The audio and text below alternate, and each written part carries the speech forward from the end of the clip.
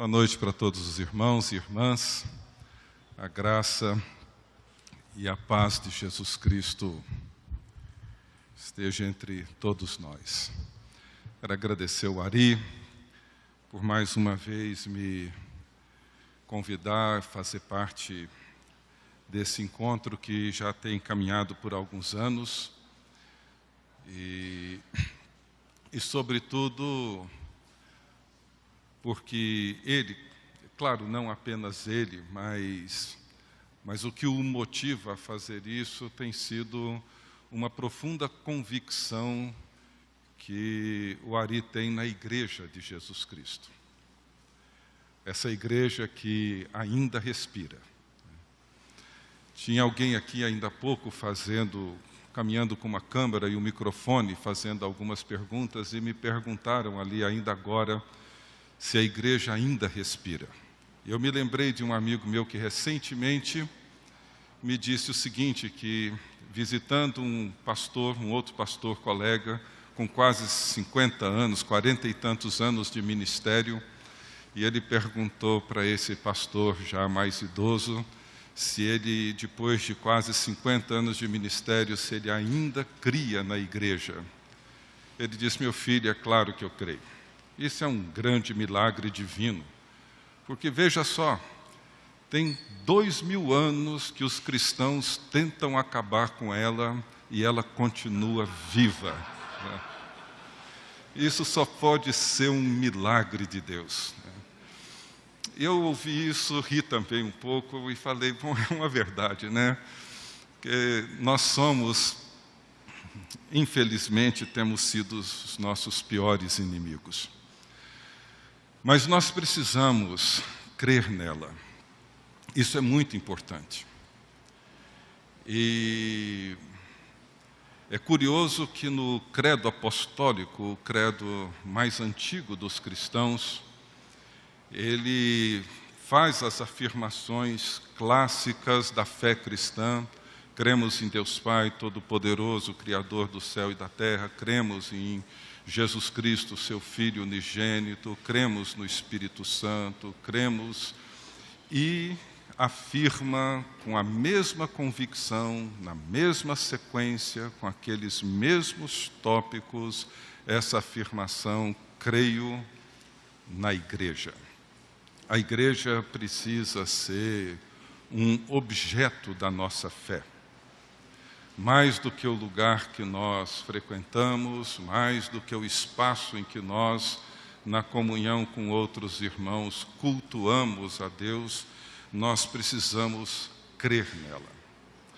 Um dos grandes escritores, pensadores e teólogos da Igreja Ortodoxa, chamado John Zizulas, ele, num dos seus livros, ele faz uma afirmação que para mim é profunda, impactante, que tem me levado a refletir sempre sobre ela, quando ele diz que nada existe fora da comunhão, nem mesmo Deus.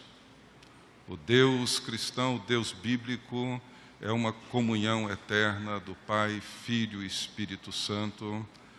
É o Deus que estende essa comunhão para os seus filhos e filhas. Jesus estende essa comunhão que Ele tem com o Pai e o Pai tem no Filho. Ele convida todos nós para que façamos parte dessa mesma comunhão, porque a comunidade é a realidade dentro da qual nós existimos. Portanto, a esperança para a humanidade, a esperança para o mundo reside na Igreja de Jesus Cristo. Por isso temos que crer nela. E Paulo foi um desses servos de Deus, um desses pastores, um grande apóstolo que creu. E creu na igreja. E eu queria pensar nesses minutos que tenho com os irmãos e as irmãs hoje à noite, na igreja de Roma. E Eu confesso que quando eu recebi esse tema, entrei no site para ver o programa desse encontro e vi alguns colegas meus com igrejas de Laodiceia, Tiatira, 6 versículos, 10 versículos, e o Ari me deu 16 capítulos para eu tentar entender um pouco a igreja de Roma. Mas eu queria olhar por uma outra perspectiva essa carta. Claro, não vou fazer, nem pretenderia, seria uma estupidez minha fazer qualquer tipo de exposição, etc. Eu queria lançar um olhar sobre a carta de Paulo à igreja de Roma, desde um cenário não necessariamente me ocupando com as grandes doutrinas bíblicas que ele expõe nessa carta, mas uma grande história que Paulo frequentemente conta nas suas cartas, e particularmente, é claro, nessa carta à igreja da grande capital do Império Romano, é a história da criação e da nova criação. Essa é uma história, esse é um tema presente nas cartas de Paulo. Eu diria que na maioria das suas cartas. É o tema presente na carta aos Gálatas, nas 2 cartas aos Coríntios, na carta que ele escreve aos Efésios, aos Colossenses. A grande preocupação de Paulo, entre outras, é claro, mas uma preocupação que perpassa não só as realidades culturais próprias daquela comunidade, naquela localidade, naquela circunstância, onde ele tem alguns temas específicos, mas um tema que permanece como um tema geral em todas essas cartas de Paulo, é o tema da criação e da nova criação. É a história que tem origem no Deus Criador, que cria uma boa criação, e ele olha para essa criação e diz que tudo era muito bom, e essa criação que permanece sendo a boa criação de Deus.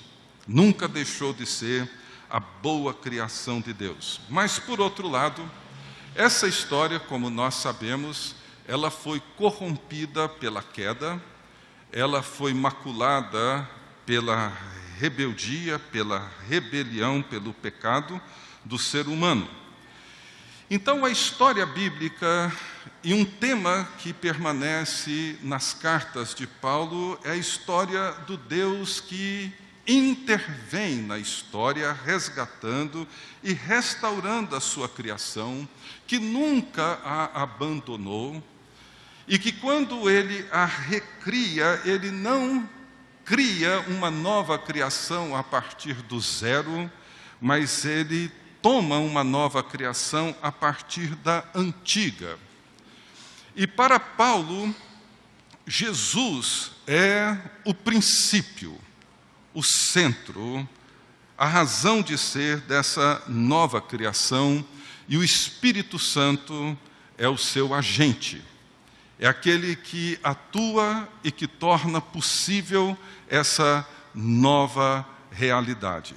E a carta aos Romanos é um dos grandes, um dos extraordinários documentos de Paulo sobre esse tema central e crucial para a Igreja de Jesus Cristo, não só no primeiro século, mas também no século 21. E a partir desse tema, que envolve a criação e a nova criação, Paulo apresenta uma outra preocupação que é também importantíssima, eu diria que central.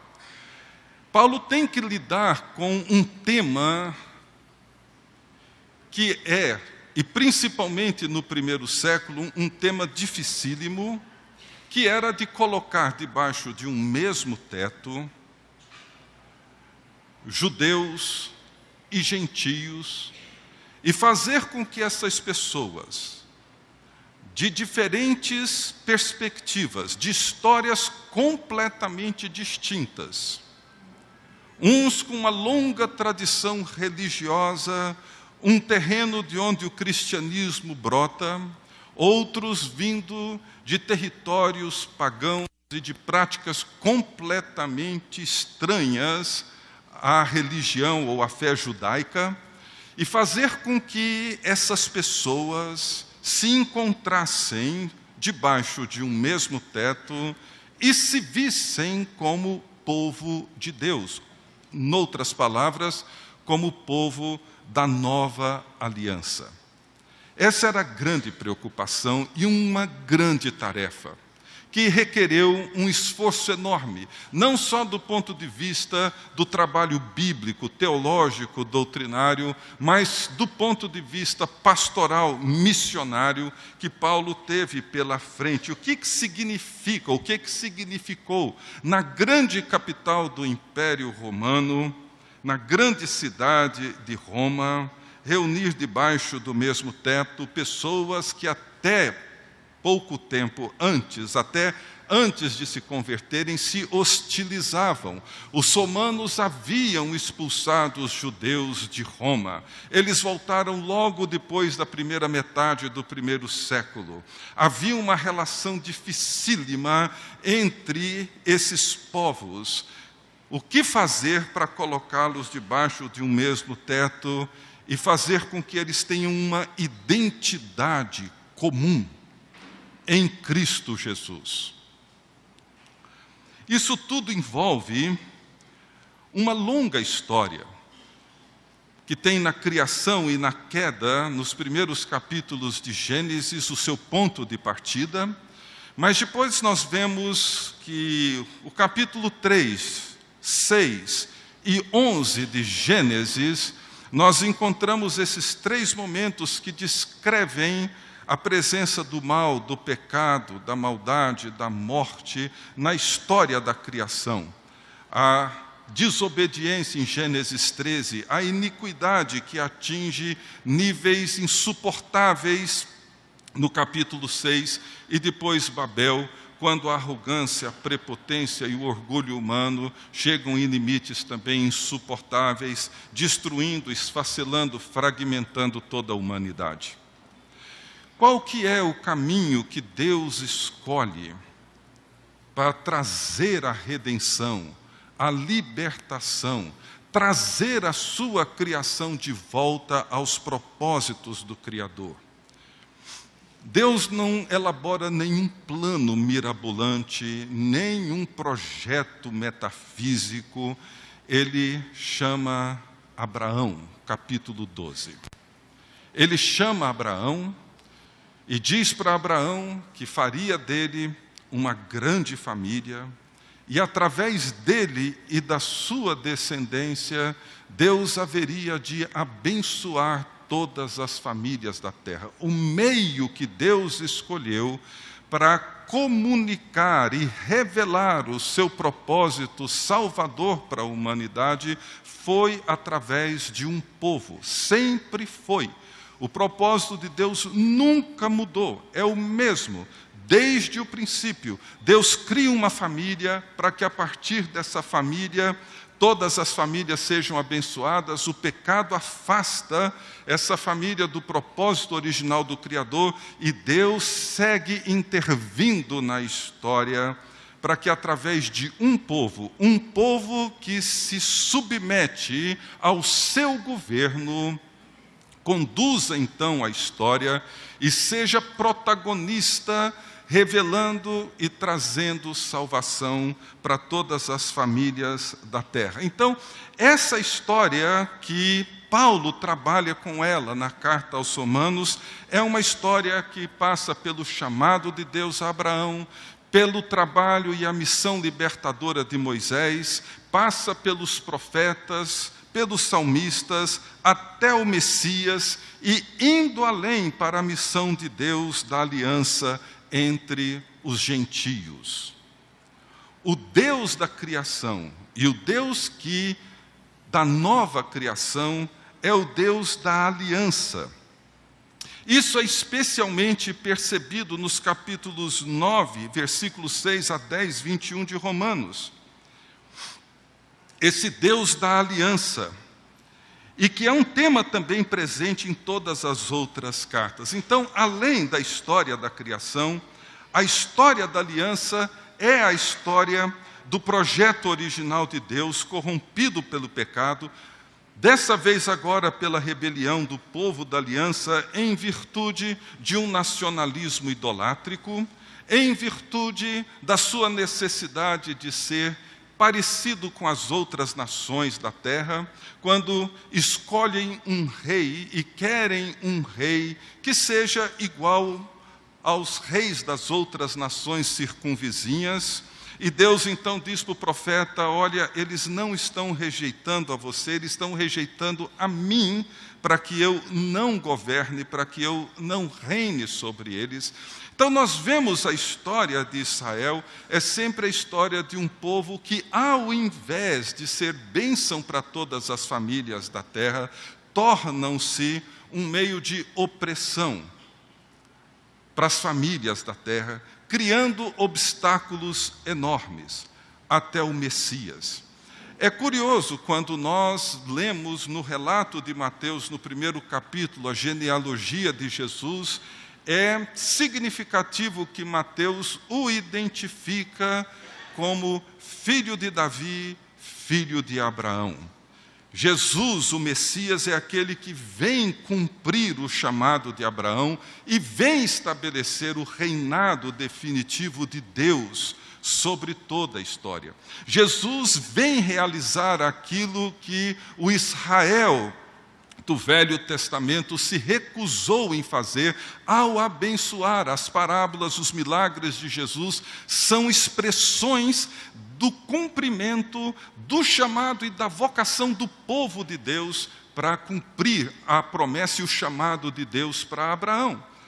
Vocês podem imaginar, por exemplo, os milagres de Jesus quando ele curou leprosos, tocando nos leprosos. Para os judeus do tempo de Jesus, tocar num leproso tornava-o imundo, portanto eles evitavam, nem sequer cruzavam com os leprosos. E Jesus então vem e toca. E ao invés da impureza do leproso contaminar Jesus, como os judeus acreditavam que era o que acontecia, a pureza de Jesus envolve o leproso.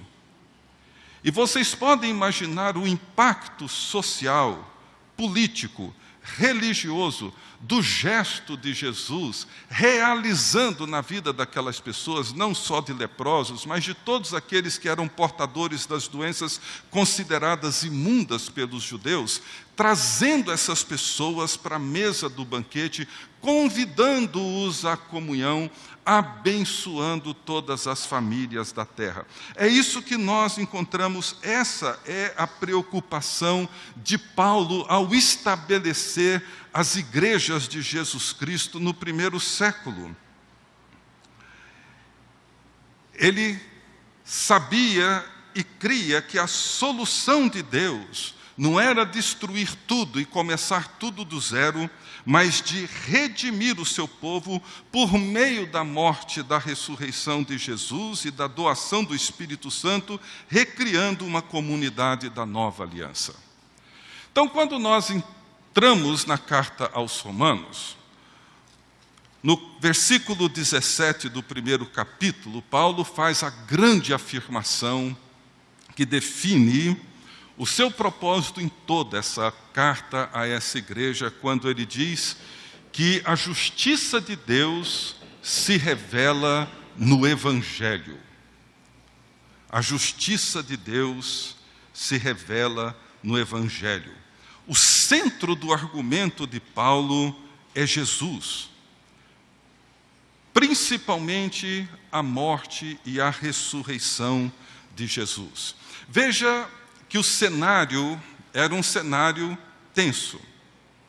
O imperador era reconhecido como o Kyrios, ele era o Senhor.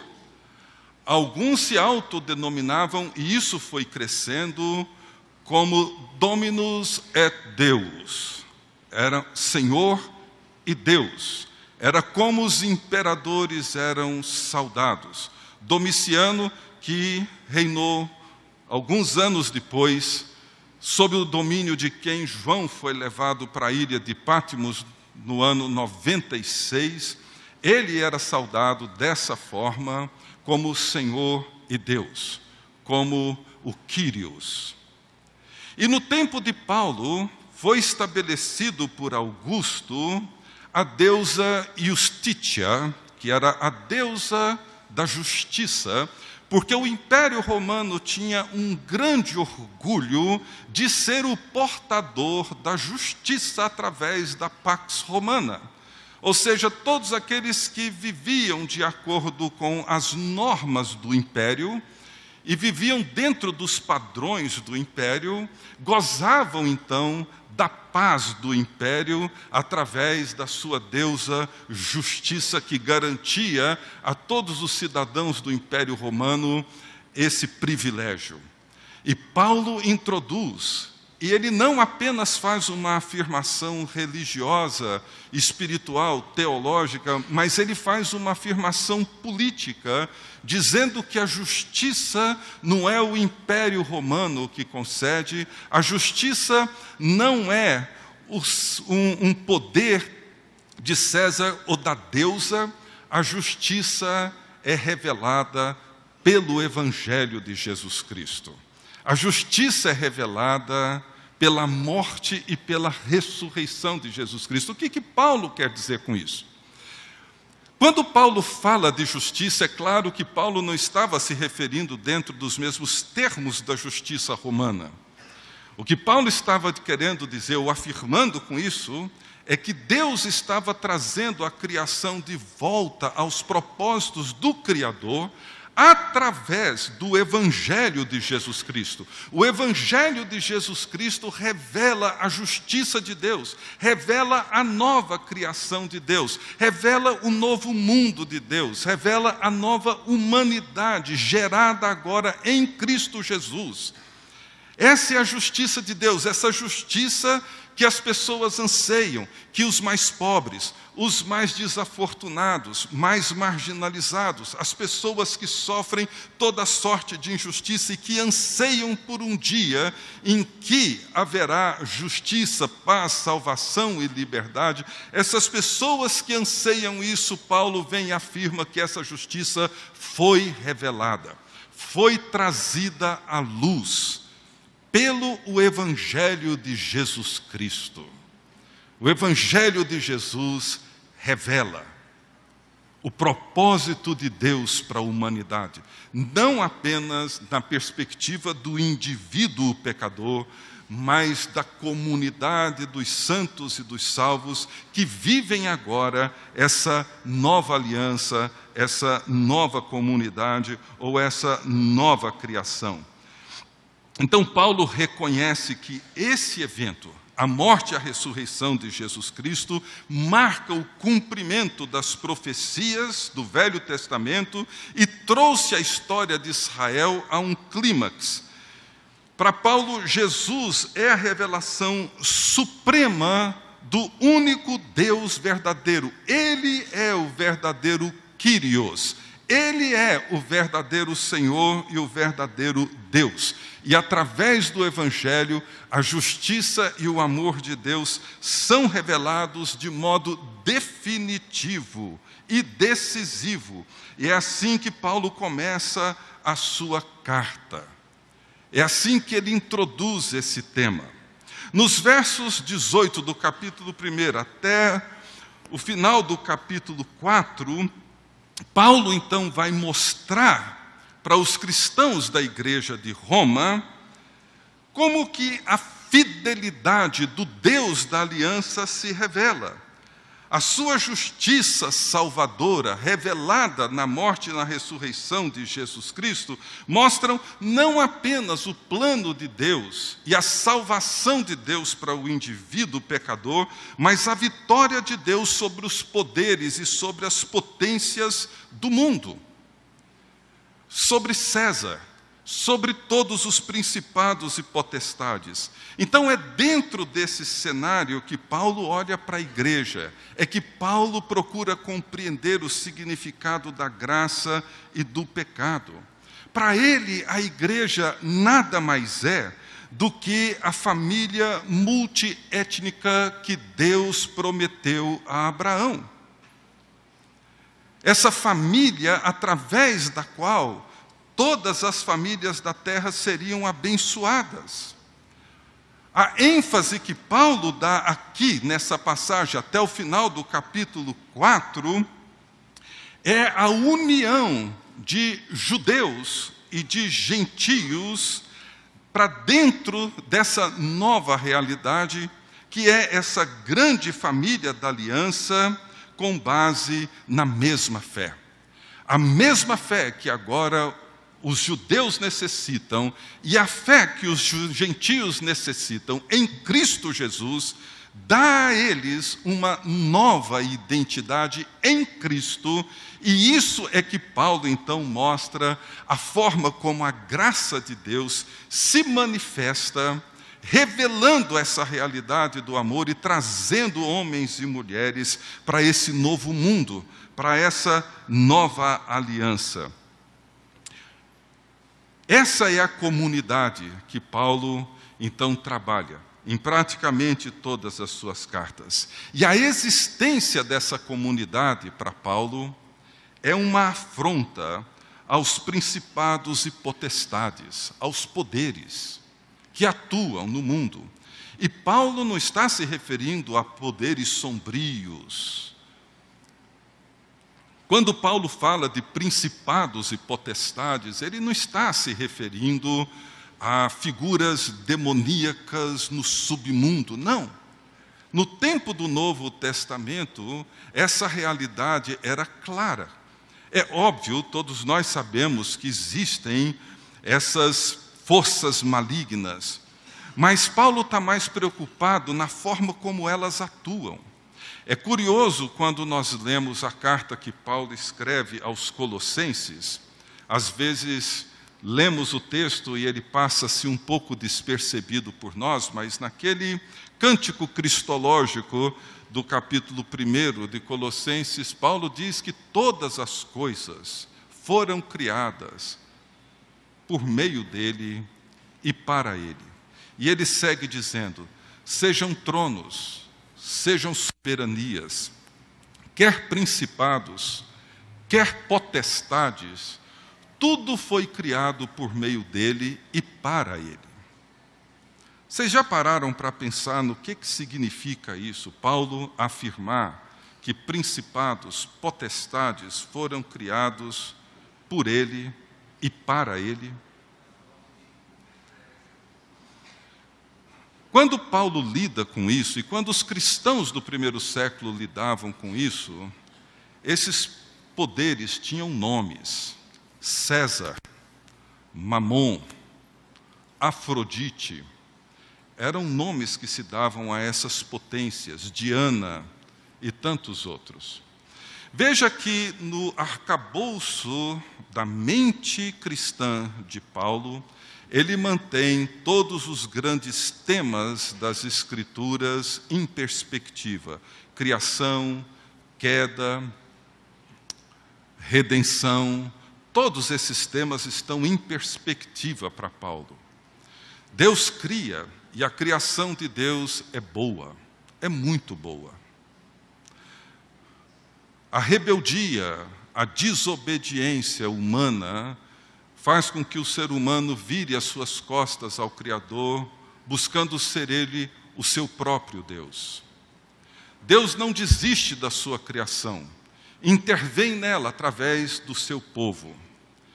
Esse povo desobedece a Deus e cria o seu próprio caminho, mas Deus envia o seu Filho, o Messias, o Salvador, Jesus, o Cristo.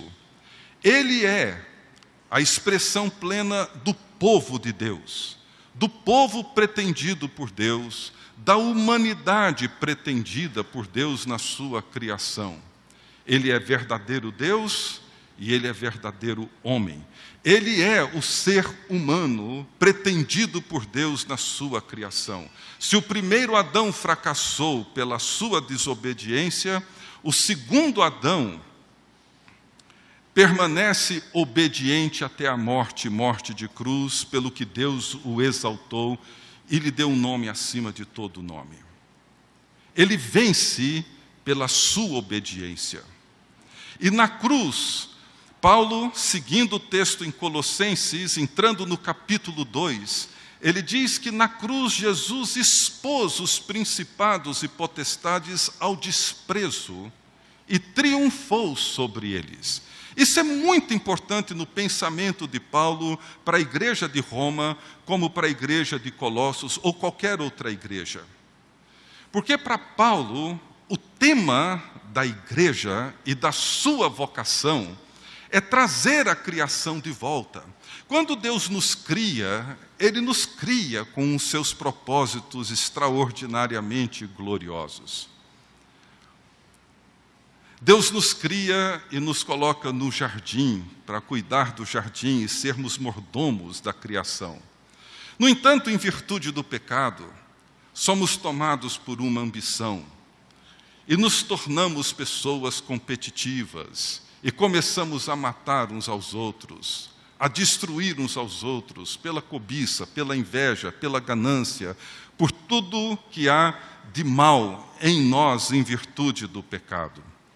Jesus na cruz, Ele expõe essa ganância humana, esse poder que Mamon sempre exerceu sobre a humanidade e exerce, colocando a humanidade de joelhos diante dele. Jesus na cruz, Ele declara que Mamon nunca teve poder sobre ele. Nunca. Deus nos cria como seres sexuados, homem e mulher. Mas em virtude do pecado surge uma potência chamada, no tempo de Paulo, de Afrodite. Um grande poder, uma grande potência, uma grande potestade.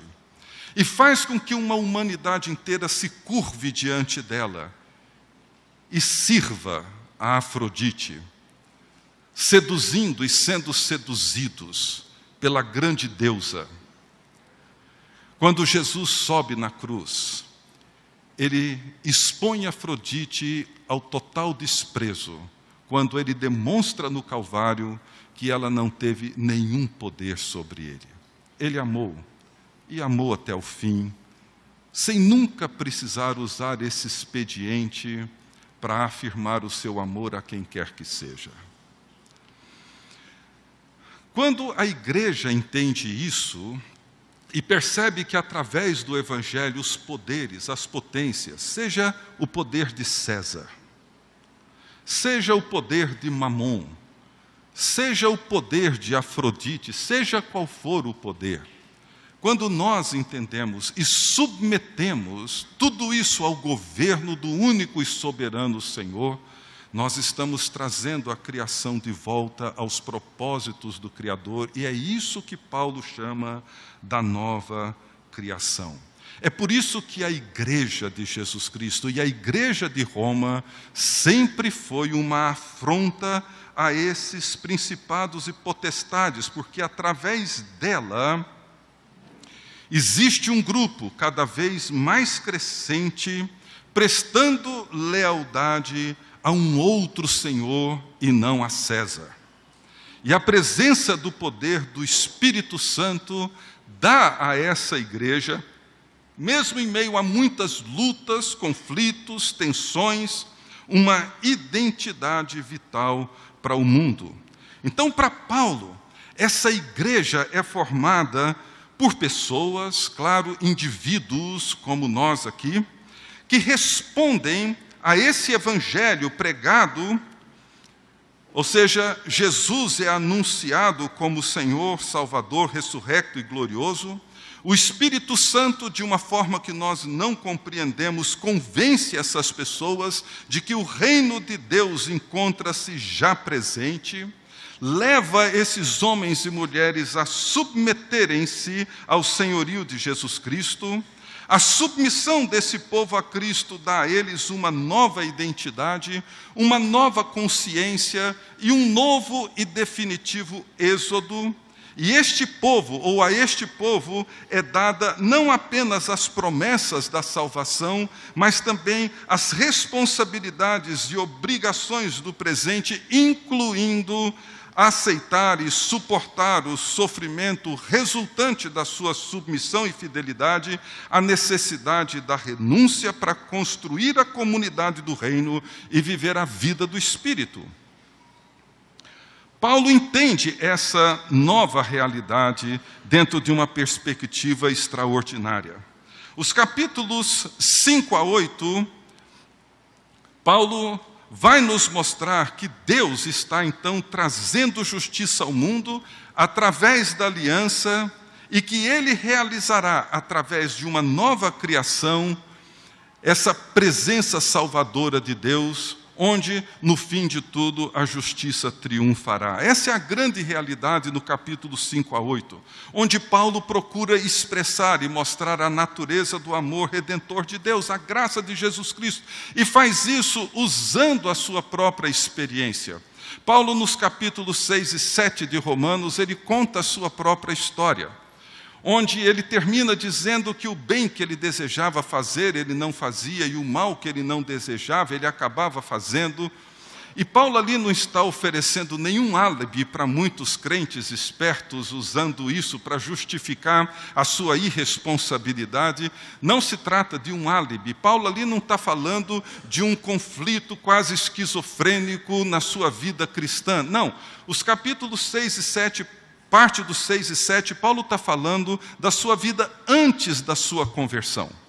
Como que ele viveu no judaísmo. E no judaísmo, Paulo tentou, por todos os meios, pelos seus próprios méritos, como um judeu zeloso que ele era, observador da Torá, ele procurou fazer o melhor que ele podia fazer para ser um homem justo e promover a justiça de Deus.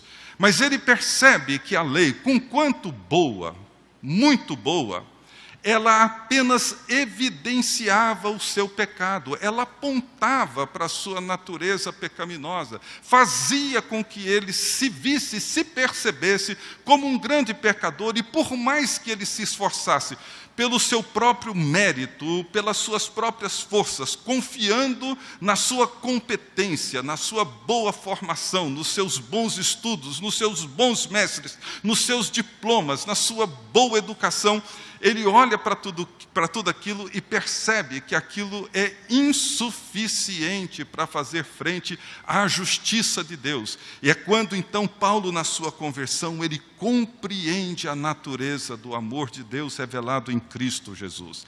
Ele reconhece em Cristo Jesus, pela sua morte e ressurreição, aquele que verdadeiramente é Deus, que se fez carne e habitou entre nós, cheio de graça e de verdade.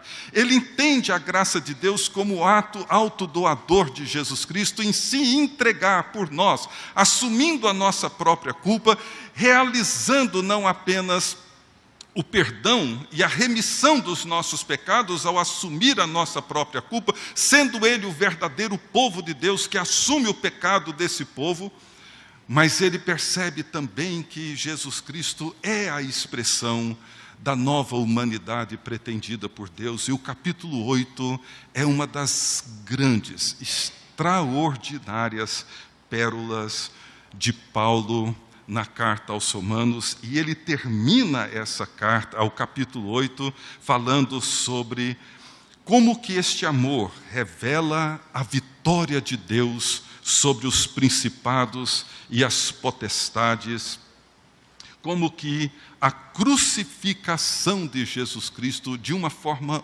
única, mostra a vitória de Deus sobre o pecado, sobre a morte e sobre o mal.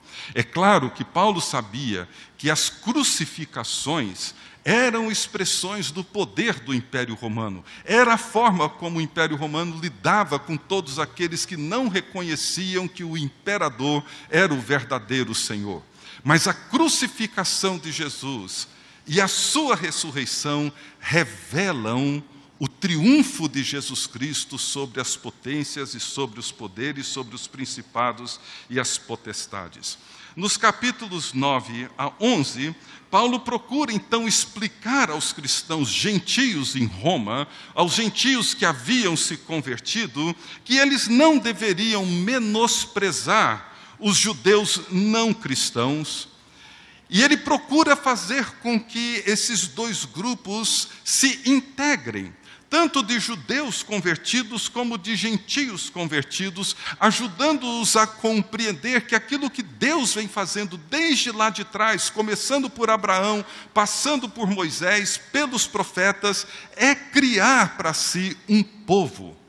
Não uma nação geograficamente, politicamente organizada, mas organizar para si um povo, o povo da nova aliança, a nova criação de Deus. E esse povo, então, precisa entender. Paulo conta essa história judaica, Paulo conta essa história do Velho Testamento com a sua visão cristã dessa história, ajudando essas pessoas a se entenderem, a se verem como povo de Deus.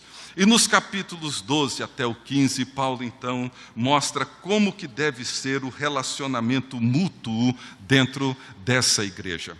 É claro que Paulo percebe o pecado. Ele percebe o pecado não simplesmente como algumas categorias morais que podem ser listadas daquilo que não se pode fazer, de comportamentos que devemos evitar. Paulo não está preocupado com uma visão minimalista, reduzida, acanhada do pecado. Para Paulo, o pecado é tudo aquilo que nos impede de viver essa nova realidade.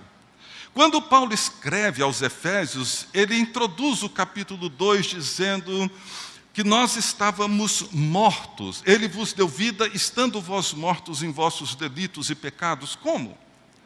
Veja que a linguagem de Paulo remonta a Gênesis 2, quando Deus diz: se vocês comerem do fruto dessa árvore, vocês morrerão. Como que morreram?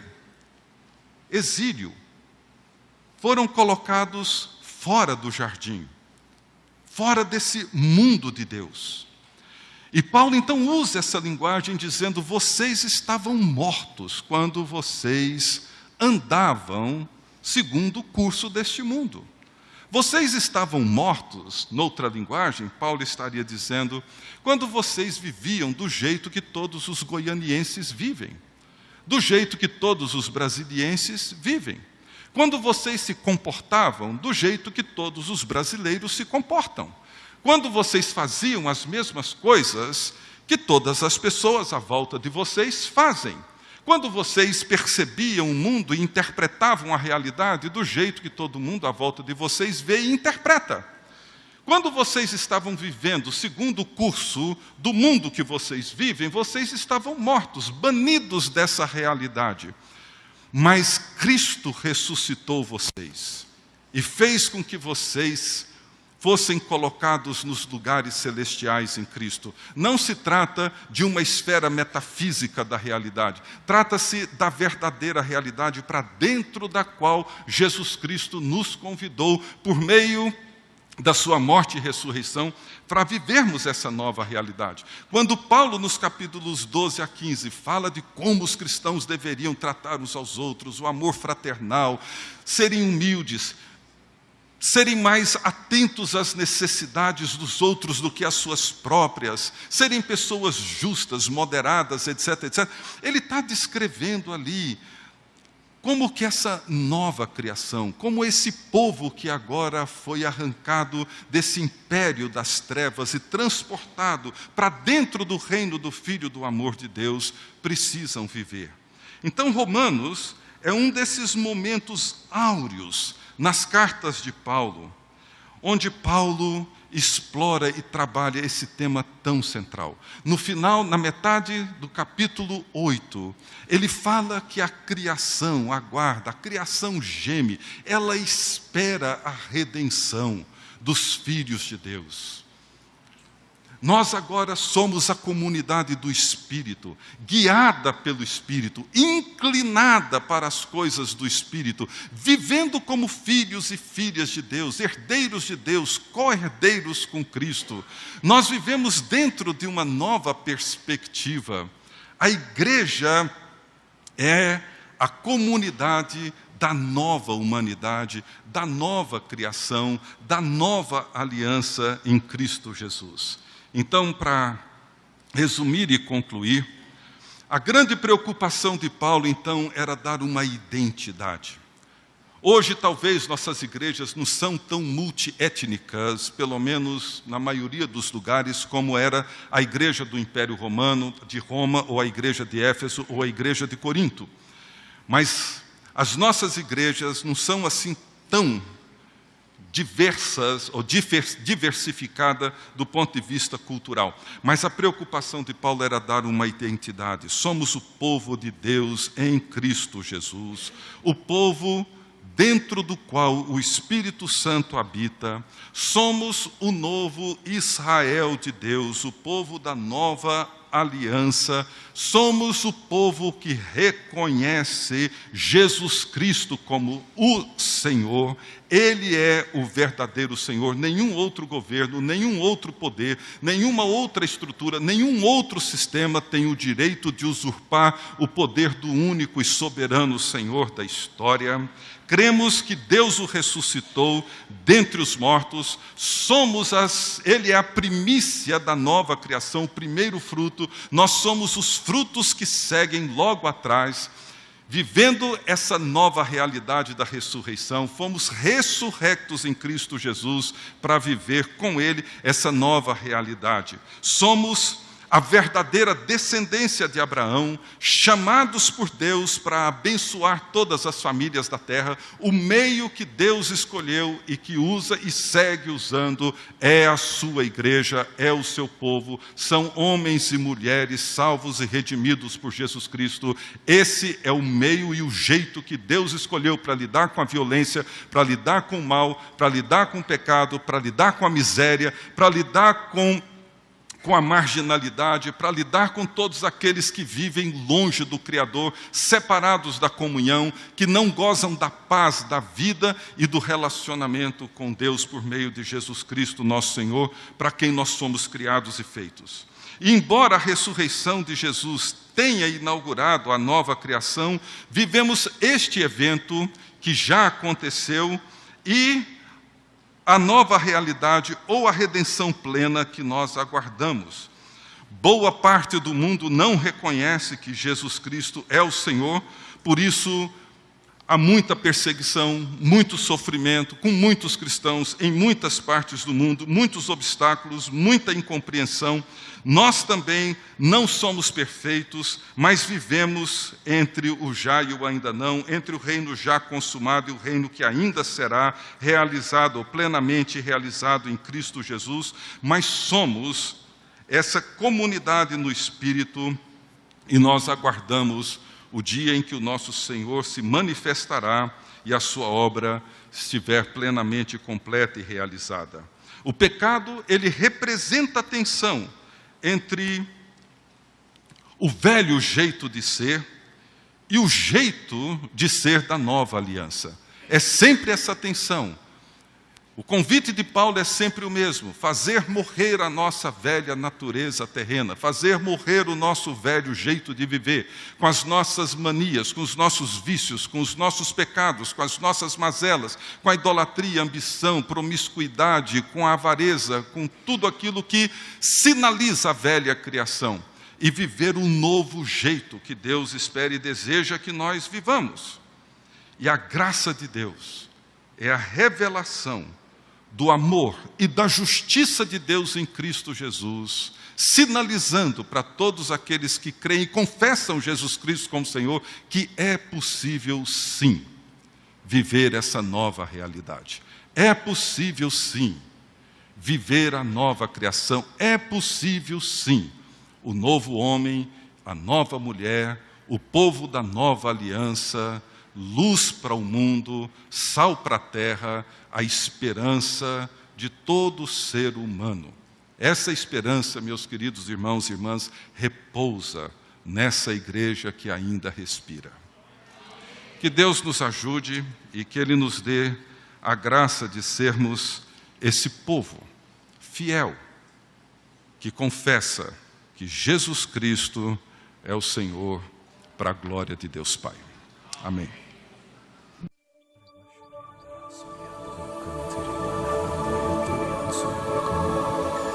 Shiri Turiya Toro Shiri Andarai Katsi Andarai